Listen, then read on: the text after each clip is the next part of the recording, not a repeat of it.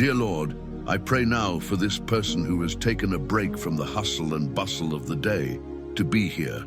May they receive a touch of your peace in this moment, whether morning, afternoon, or evening.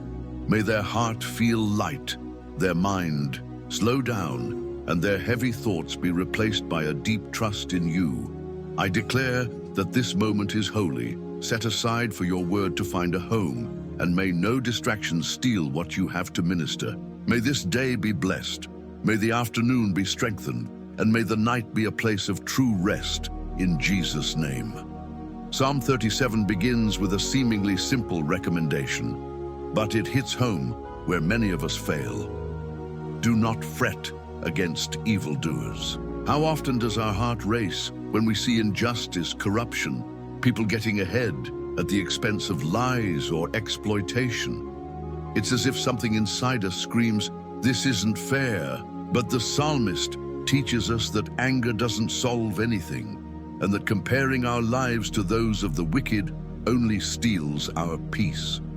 What seems like an advantage to them is fleeting, like grass that blooms one day and withers the next. This invitation is deeper than it seems. He doesn't just say, "Do not be angry," but also, "Do not envy."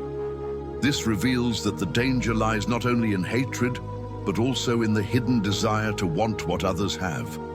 It's as if the psalmist already knew the human heart and said, "Don't fall into the trap of admiring unjust prosperity, because prosperity born of iniquity doesn't last. It's like a cut flower, beautiful for a moment, but destined to wither. If we stop to think about it, many nights of sleep are stolen not by the real problems we face, but by silent comparisons. We look at other people's lives and wonder, why do they prosper and I don't? Why do they seem happy while I struggle so much? This indignation turns into heaviness, resentment, and anxiety. But the Lord is saying, let go of it. Don't carry a burden that isn't yours. Evil has an expiration date, but the peace that comes from God is eternal. Lord, help us not to waste energy on what doesn't edify. Free this person from being worn out by unfair comparisons, by news that inflames the soul, by situations that seem advantageous to those who act wrongly.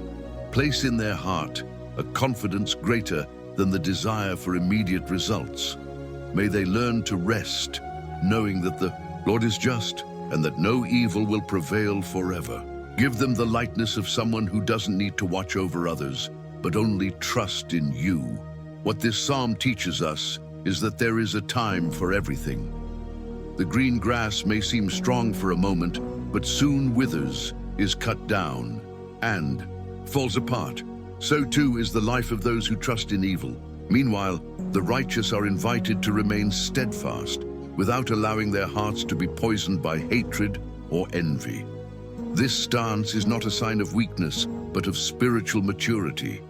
It is choosing not to lose peace with that which God Himself has already said He will take care of. Lord, I pray that this person may now release all pent-up resentment. May they not sleep angry. May they not harbor thoughts of revenge.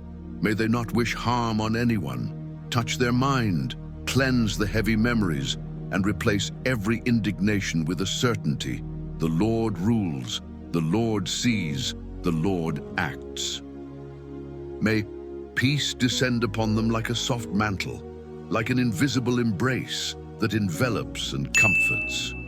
The great truth is that when we become angry with evil, we give them a power they do not deserve, the power to steal our peace.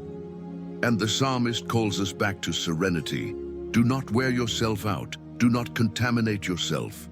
You do not need to keep up with them, nor compete for a space not given by God. Your life will not be measured by the success of others, but by God's faithfulness in caring for you. This is liberating because it takes us out of the realm of comparison and places us in the realm of trust. Lord, I pray now that this person may feel a different kind of rest. May they realize they can close their eyes today and say, I don't need to worry about the unjust because my future is not in their hands, but in God's.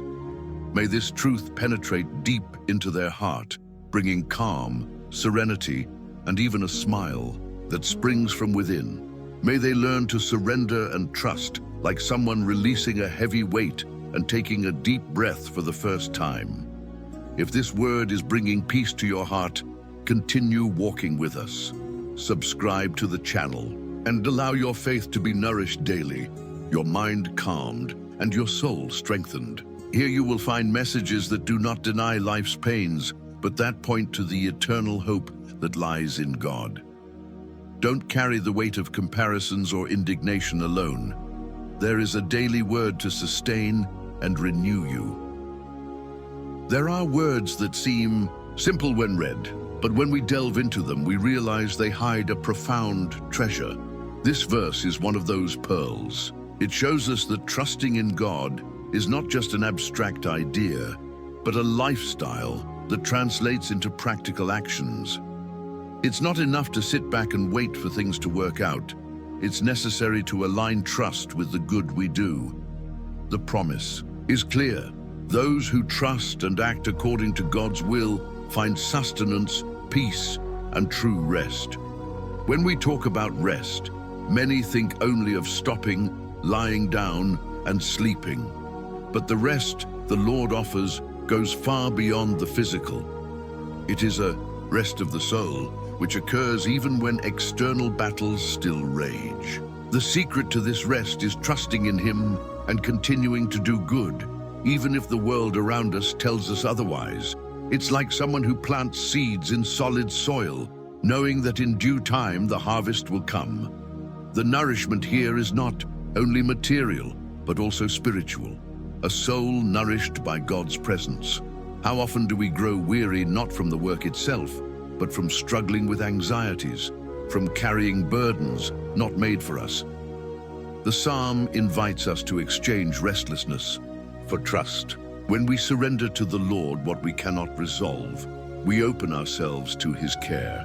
And when, even amidst pressure, we choose to do good, we not only rest, but become instruments of peace.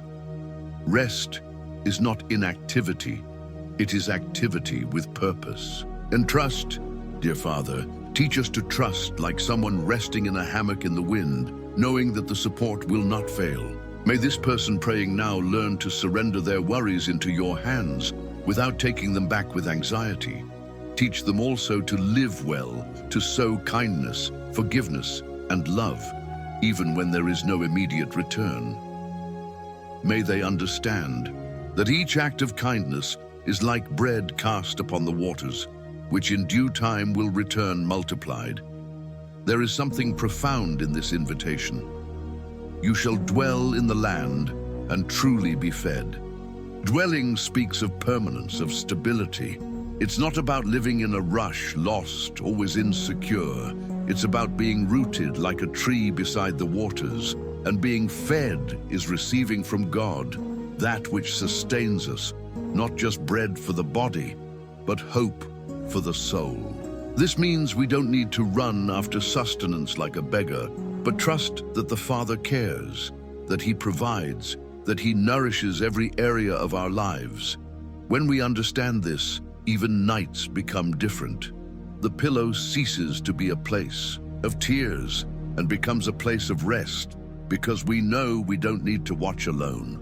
Those who trust in the Lord and choose good can sleep with a clear conscience, and even if the day has been difficult, the soul finds comfort. The world may say, run, fight, prove your worth, but God says, trust, do good, and I will take care of you. This is the secret of true rest. Father, I pray now that this heart may be freed from anxiety. May every restlessness that keeps us awake be uprooted. May trust in the Lord be planted like a deep root that cannot be shaken. Teach them to live their faith not just as words, but as a daily practice of kindness, honesty, and love. May every step they take tomorrow be guided by this trust. And may this person, in the silence of the night, feel the sweet presence of the Lord nourishing their soul. It is interesting to note that the righteous are not called to respond to evil with evil, but to respond with trust and kindness. This is not easy, but it is transformative. When the world expects hatred and revenge, and you respond with faith and love, you break cycles of destruction. True rest is born there, not in controlling circumstances, but in surrendering to the God who governs all things. This is the strength that keeps us standing, even when everything around us collapses. Dear Father, teach this person to live simply and confidently. May they recognize that doing good is a form of worship, and that trusting in you is the greatest expression of faith. Pour out upon them a peace that does not depend on circumstances, but on your immutable character. May each night be a living reminder that the Lord cares, feeds, and sustains them. May she wake up renewed, knowing that she can face any challenge because she is not alone. There are verses that sound like a loving invitation, and this is one of them. The psalmist doesn't speak here of a distant God, but of a father who invites his children to find joy in him. Delight yourself in the Lord doesn't mean seeking God merely as one seeking a benefit, but discovering in him the greatest pleasure in life. And when the heart aligns with this source of joy, desires are not only met, but transformed, refined, and purified until they become part of God's will. Many people spend their lives trying to fill their inner emptiness with achievements, possessions, and relationships, but remain unsatisfied. This text reveals that the human heart only finds rest when it delights in God. True joy is not in having everything we dream of, but in dreaming of what comes from God. And then, surprisingly, He fulfills our desires because those desires have already been shaped by His love. The heart that learns to rejoice in God will never be frustrated. Anxiety arises, in large part, when we seek fulfillment outside of God. We want to control the paths, speed up time, hold in our hands what is not yet ready. But the psalmist shows us the secret. When our delight is in the Lord, anxiety loses its power. The focus shifts from the result to the source. It is no longer about what I achieve, but about who God is. His presence becomes more valuable than any answer. Dear Lord, in this prayer, I ask that this person's heart be completely filled with the pleasure of being with you. May they discover, even today, that no dream is greater than the joy of knowing you. May every misaligned desire be transformed, and may every expectation find rest in your perfect timing. Grant us, Father, the joy of delighting in you, of being satisfied in you, of recognizing that only in you is there fulfillment. It is important to understand that the text does not speak of a spiritual blank check, but of a heart attuned to God. When we choose to please the Lord, our desires undergo a process of purification. We want what pleases Him, not just what pleases our ego. This is liberating because it frees us from the prison of comparison, consumerism, and envy. Joy doesn't come from having more than others, but from having more of God within us. Imagine that before you go to sleep, you close your eyes, and instead of asking for so many things, simply give thanks for God's presence. This simple exercise changes your mind and brings rest. It's as if your heart is placed in the right place, tuned to the divine rhythm. The result, a peace that doesn't depend on what's still missing, but is strengthened by what we already have. The certainty that we are loved and cared for by a God who fully satisfies. Lord, I pray that each person who hears this message learns to find pleasure in you above all else. May even unfulfilled dreams not steal the joy of living in communion with you. May a grateful heart be born within her, recognizing that the greatest gift is not in the blessings received, but in the blesser himself. May she rest today with this certainty. True satisfaction is the Lord. Often, the human heart gets lost in the search for happiness in shallow places, but this psalm leads us to deep waters. There is no more lasting joy than living in harmony with God. Everything that comes after is an addition, and the most beautiful thing is that when we find pleasure in God, even the small details of life become a reason for gratitude, a smile, a hug, a peaceful night. The heart that delights in the Lord learns to be satisfied with the small, everyday gifts. Lord, I pray that this heart may learn today to live lightly, without carrying the weight of demands or lack. May it look up and say, "My joy is in the Lord." May the mind, as it sleeps, not dwell on what is missing, but be enchanted by the one who is present. May every desire be placed before you, and in due time be fulfilled according to your will. Teach us to experience that joy that the world cannot take away. There are times when we try to handle everything ourselves, planning every detail and holding on tightly to control. But the psalm reminds us of a different path. Resting in the Lord, this is not passivity, but an act of trust.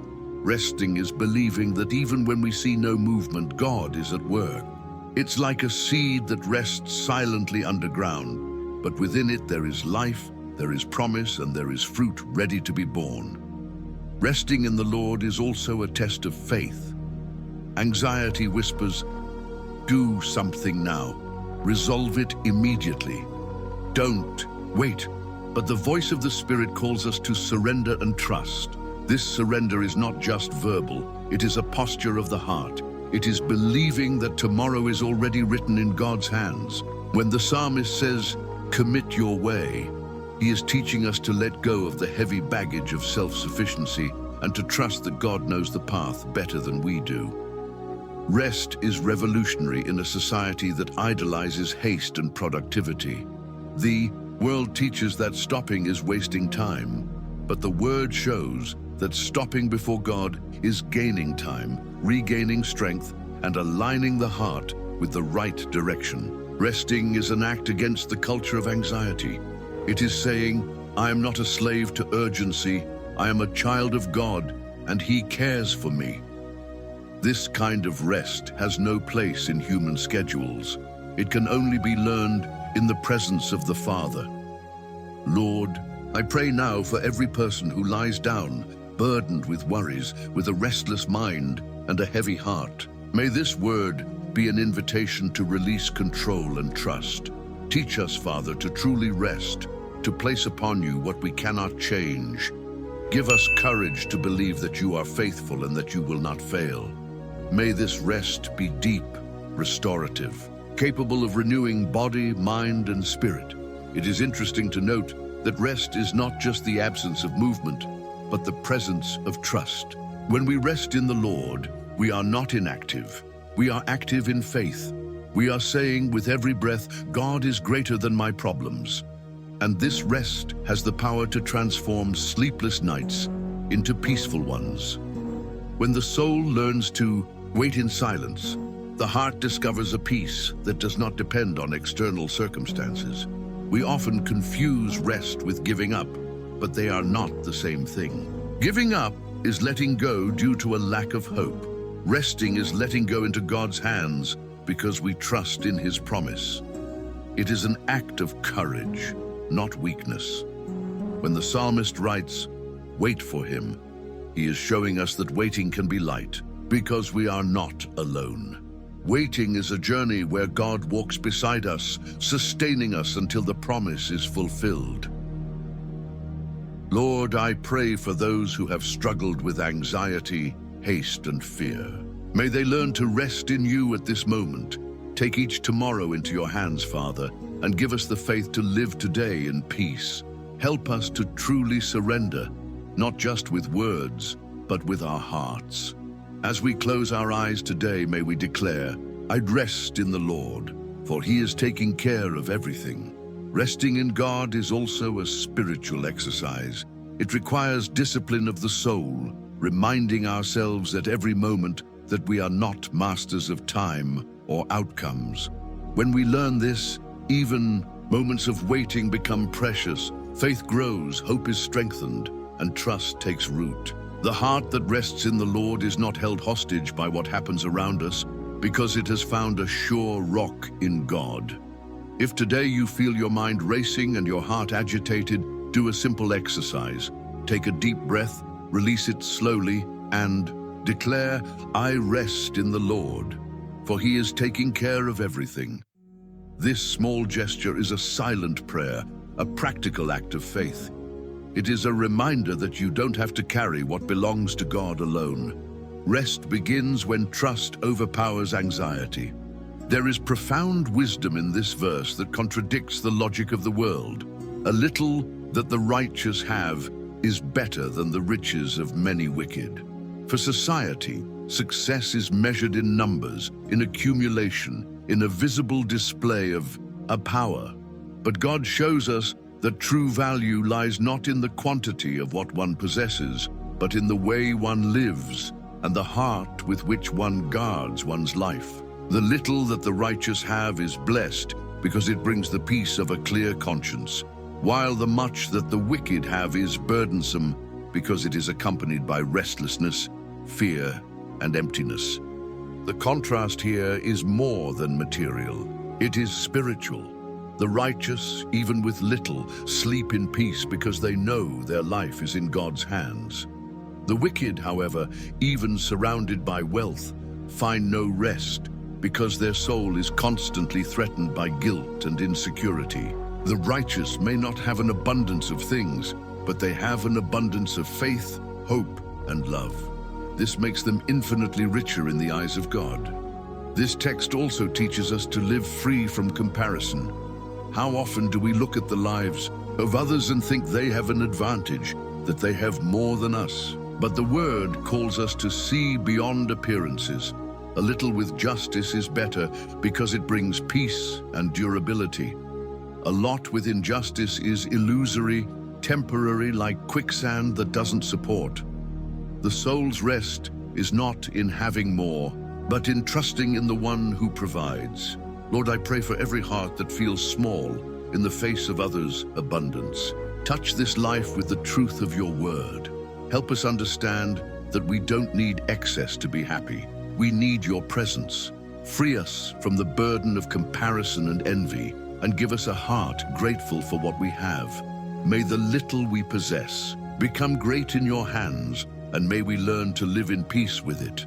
It is liberating to realize that sufficiency does not come from the quantity of possessions, but from the blessing that rests upon them. A little with God's blessing multiplies in invisible ways. It's like the bread and fish in Jesus' hands. Humanly speaking, it was little, but in divine hands, it became food for a multitude. So it is with the righteous. What they have, however, small, bears the mark of divine multiplication. When we understand this, we learn to be more grateful and complain less. Life ceases to be a competitive race and becomes a journey of trust. The righteous do not live to accumulate, but to glorify God with what they have. And in this movement, they find true joy. The wicked may accumulate, but will never be content. The righteous may have little, but will always have peace. Lord, teach us to trust in you as the source of our sustenance. Give us eyes to see that true wealth is not in what we possess, but in who sustains us. May we go to bed today grateful, recognizing that what we have is enough because it comes from you. Multiply our little in strength, joy, and hope, and free us from the temptation to measure our lives by the standards of this world. This contrast between the righteous and the wicked also points to an eternal future. The wicked's much does not guarantee an inheritance in the kingdom of God, but the righteous little carries the weight of eternity. What is built with justice endures. What is accumulated with iniquity is dissolved. The righteous learn to sow in eternal soil and therefore never lose what truly matters. This is the wealth that neither time, nor death, nor circumstances can steal. As you reflect on this, think about what you call little today. It may be a simple job, a humble home, a life that seems small to human eyes. But if it is marked by justice and God's blessing, that little is immense before the Almighty. It is sufficient, it is precious, it is a sign of divine care. What matters is not the size, but the origin. If it comes from God, it is more than enough. If this word has brought peace to your heart, I invite you to cultivate this gratitude daily. Every night before you go to sleep, give thanks for what the Lord has given you, whether great or small. Subscribe to this channel to continue receiving reflections that will remind you that a little with God is always enough. Here, you will learn to live without comparison, with gratitude, and to rest in the certainty that true wealth lies in having the Lord's presence. There is a powerful promise in these verses. The Lord knows the days of the upright. Their inheritance will endure forever. This statement reveals that the life of the righteous is not forgotten or ignored.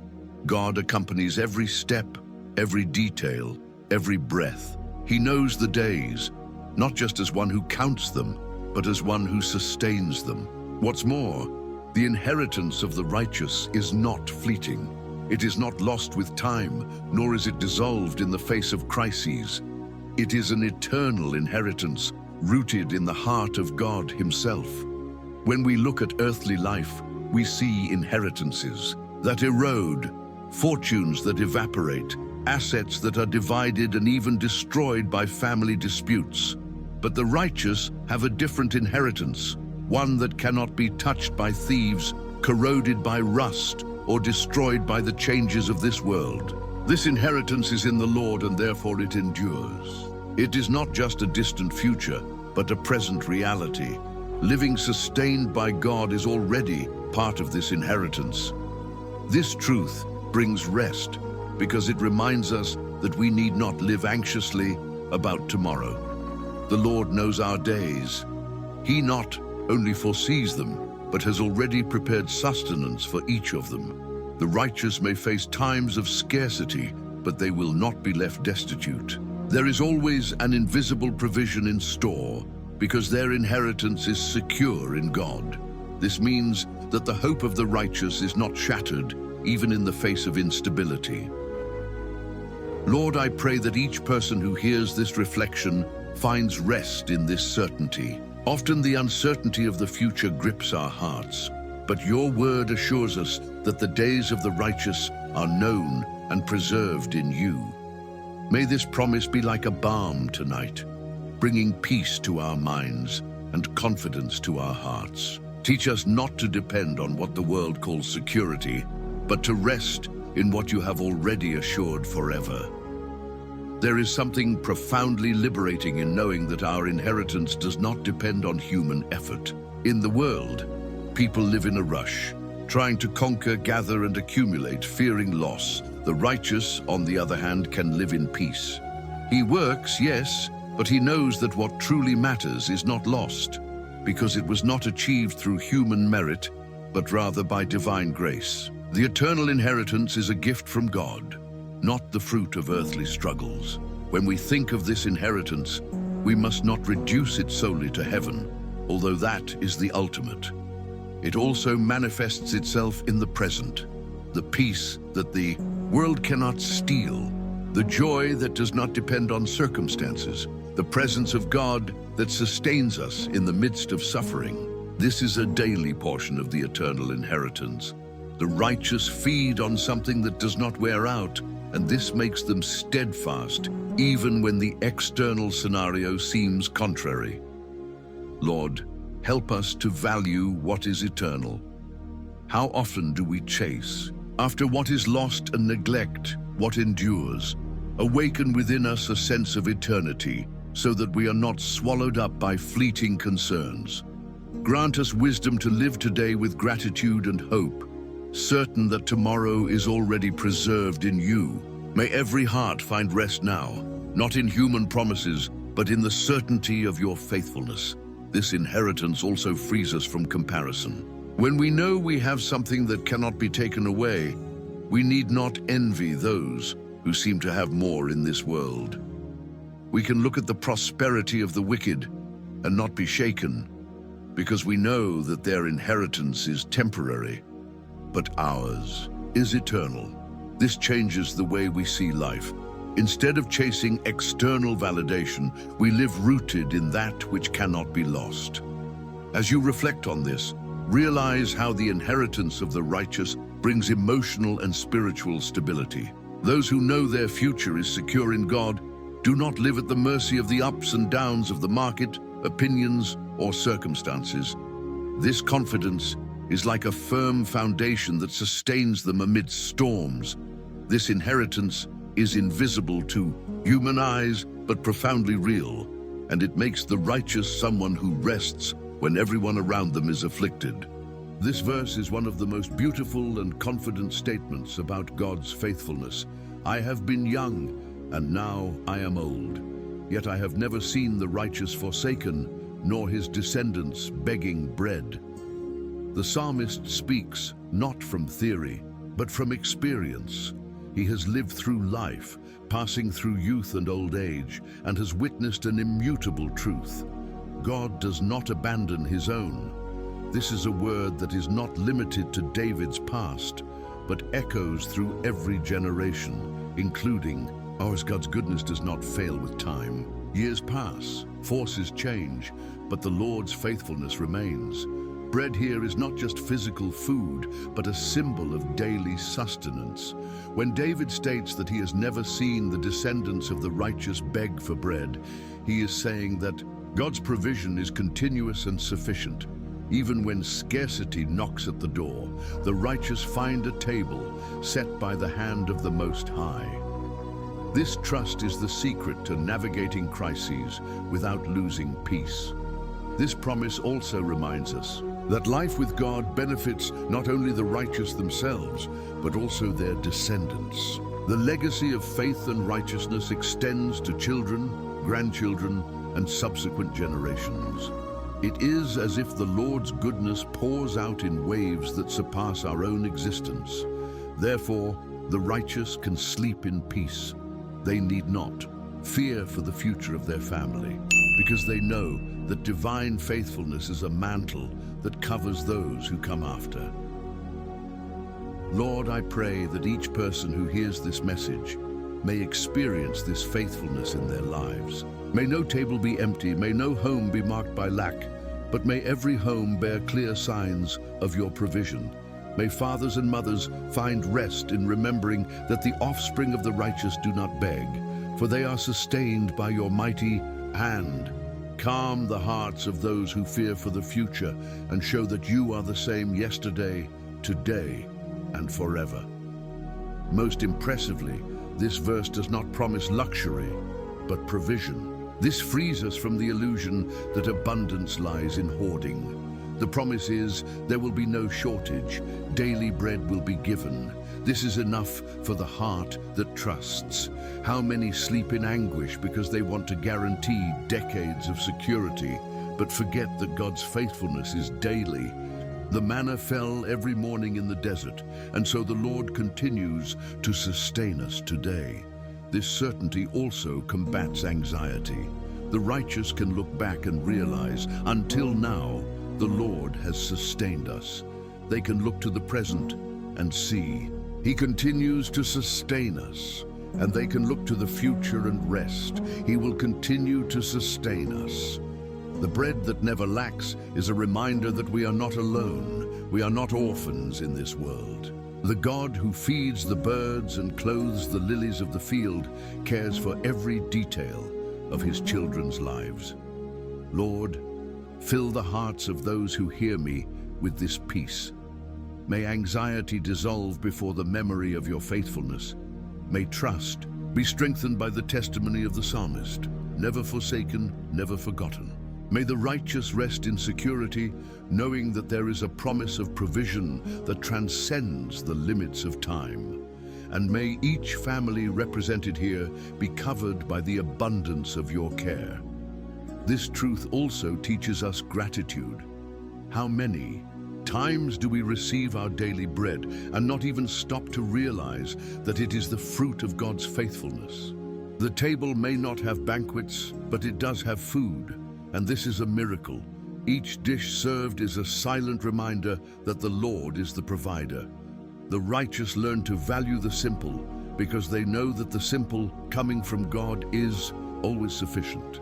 Gratitude transforms the ordinary table into an altar of worship.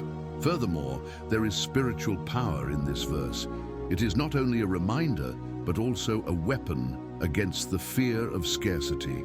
When we declare, "I have never seen the righteous forsaken nor his descendants begging bread," we are reaffirming the Lord's covenant with us. It is like placing a seal on our life and family, reminding our hearts and even our enemies that we are protected and supplied by a faithful God.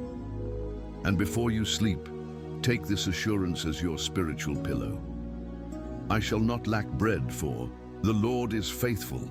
This statement is not only positive, it is prophetic. It affirms that tomorrow, as today, God's hand will continue to sustain you. And if this message has strengthened your faith, subscribe to this channel and walk with us daily. Here you will be reminded, night after night, of the goodness that never fails and the faithfulness that spans generations.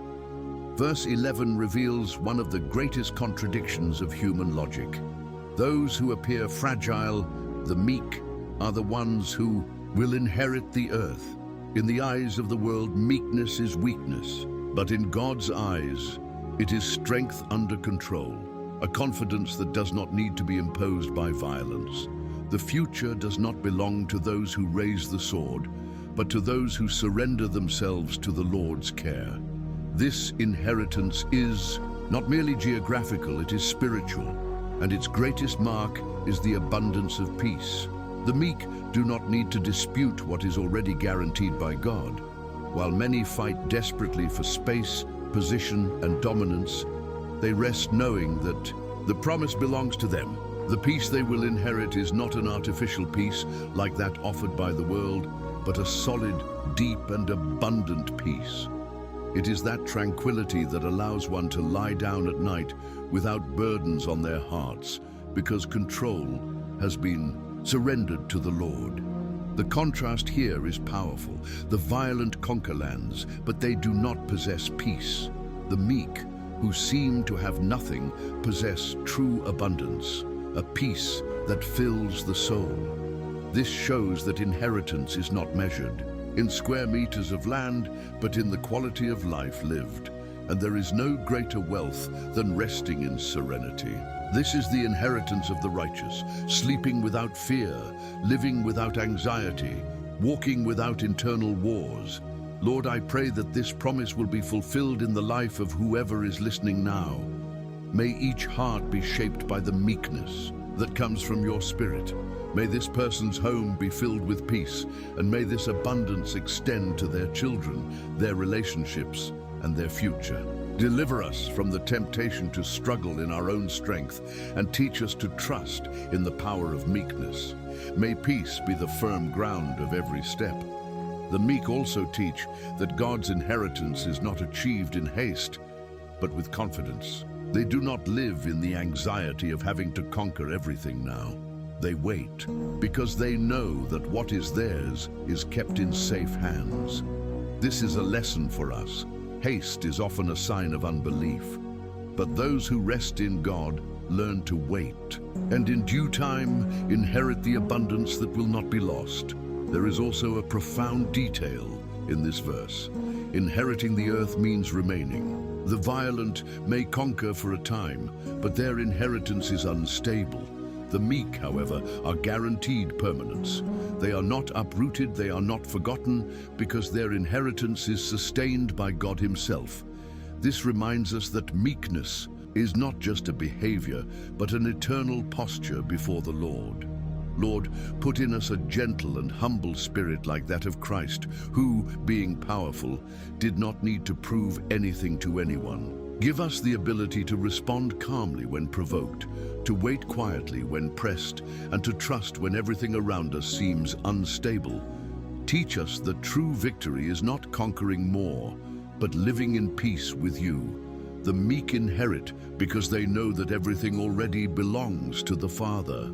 They don't need to anxiously hoard, because they trust that the abundance of peace is greater than any earthly conquest. This abundance is different from the scarcity the world offers, where something is always missing. God's peace overflows, covering the deepest areas of the soul and spilling over into every aspect of life. This word can become an invitation, Release all anger, all resentment, all anxiety that weighs on your heart. Meekness begins with the act of surrendering what you cannot control. When you close your eyes and say, "Lord, I receive the peace that comes from you," you are already living this promised inheritance. It's like lying down in a safe field, without fear of tomorrow, because the land and peace have already been given. Life is made up of steps, some firm, some shaky, some on the right path, others on roads that confuse us. But when the psalmist declares that the steps of a good man are established by the Lord, he is reminding us that we do not walk alone. There is an invisible hand that guides, a watchful eye that observes every detail. This security does not come from our perfection, but from the care of God who delights in the righteous and sustains their journey. Perceive the depth of the verse. It is not written that the righteous will never fall, but rather that even if they fall, they will not be prostrate. This is the difference between those who trust in the Lord and those who live for themselves.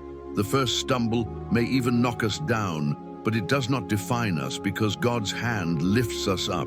The enemy may even celebrate for a moment, but soon they will see that grace is greater than any fall. This completely changes the way we deal with our failures. Many live trapped in guilt and condemnation, as if God had no power to restore. But here is the promise: the Lord sustains. He not only forgives, He lifts, strengthens, and sets us on our feet again. The righteous are not those who never fall, but those who always rise again by the Father's hand. This is the true security the psalm presents to us. Lord, I pray that each person who hears this message will remember this truth. You do not abandon your own to the ground. You extend your hand. You strengthen our wavering knees. You renew hope. Even when we stumble over our own mistakes or are struck by life's stones, you are ready to lift us up. May this certainty bring us peace right now. The image of God holding us by the hand is deeply intimate. It is like a father holding his young child's hand as they cross the street. The child may stumble, but he doesn't fall to the point of hurting himself because the father holds on tightly. This is how the Lord is with us. He guides us, protects us, and ensures that the journey will not be lonely. This image brings comfort to weary hearts. The psalmist also shows that God not only corrects our steps, but confirms them. This means that He establishes, gives direction, and establishes purpose. Even paths that seem uncertain become safe when entrusted to Him. While the world lives in uncertainty, the righteous rest because their steps are guarded by divine faithfulness. This is true security, not the absence of problems, but the presence of the Sustainer. Lord, guide our every step. Keep us from walking on dangerous paths and confirm the paths that honor you. When we falter, may your hand lift us up. Give us courage to keep walking even when we stumble. Teach us to trust in your hand more than in the strength of our feet. You are the God who sustains and confirms the paths of the righteous. This promise also shows us that stumbling is not the end, but part of the journey. Who hasn't fallen while learning to walk? But each fall was a lesson, and each outstretched hand taught us to trust. So it is in the spiritual life. Our falls do not condemn us. They are opportunities to experience the strength of God who lifts us up. This gives us hope and courage to move forward. The psalmist invites us to look at life with attentive eyes, to observe the sincere man, the one who chooses to live with integrity even amidst pressure. The promise is clear and simple, yet profound. This man's end is peace. He speaks not of fame, riches, or fleeting achievements, but of something that no money can buy and no enemy can steal. Peace is the final seal of the life of the righteous. This shows us that true victory is not found in the applause of the world, but in the rest of the soul before God. The wicked may accumulate power and wealth, but the righteous accumulate peace, because their life is founded on the eternal rock. And in the end, this is what remains. Peace is the reward, the inheritance, and the crown of those who choose to walk in righteousness. This peace is not just the external silence of the absence of war, but the inner harmony of those who have walked with the Lord. It is the certainty that at the end of the journey, there will be no emptiness, but fullness. There will be no fear, but rest. The righteous can reach the end of their days with serenity because they know that their story is kept in the hands of the Creator. Lord, I pray now that each person who hears this message will be reminded that integrity is not in vain. You see every gesture of sincerity, every choice for righteousness, every step of faith. May peace, this promised inheritance, be not only the end, but already the path that accompanies us there. Pour this peace over every weary and anxious heart right now. The peace of the righteous is not only future, but already manifests itself today in the small choices we make. When we decide not to retaliate, when we choose trust instead of anger, when we prefer gentleness to violence, we are already experiencing this peace that will be complete in the end. It is a gift that grows with every act of obedience. The world seeks grandiose endings, titles, human legacies, recognition. But the Word teaches us that the true legacy is reaching the final day and being able to rest in peace, knowing that the journey was lived in sincerity. This is the desirable end, not just to die in peace, but to live in such a way that peace is our constant companion. Lord, make us whole before you. Give us a life that, from beginning to end, is marked by your presence. May we not seek fleeting applause, but the eternal peace that comes from walking beside you. And when the end comes, may it be only the beginning of an eternity of rest in you. This is the inheritance we ask for, and in which we trust. Remember this promise. Your end will not be confusion. It will not be despair. It will not be emptiness. Your end will be peace, because you belong to the Lord. Repeat to yourself, my end will be peace, because I belong to the Lord. This declaration seals your night and lulls your soul to sleep with confidence and serenity. This peace that surpasses understanding is the greatest testimony of the righteous. It speaks louder than words because it shows that life is anchored in something greater than circumstances. By cultivating this peace daily, you become a reflection of God's promise and a living witness that integrity is worthwhile. If this word spoke to your heart, subscribe to the channel and walk with us toward a life ever more steadfast in God's righteousness and immersed in His rest. Here, you will find daily reflections that renew your faith, nourish your soul, and lead you step by step to the most precious inheritance, the peace of the Lord.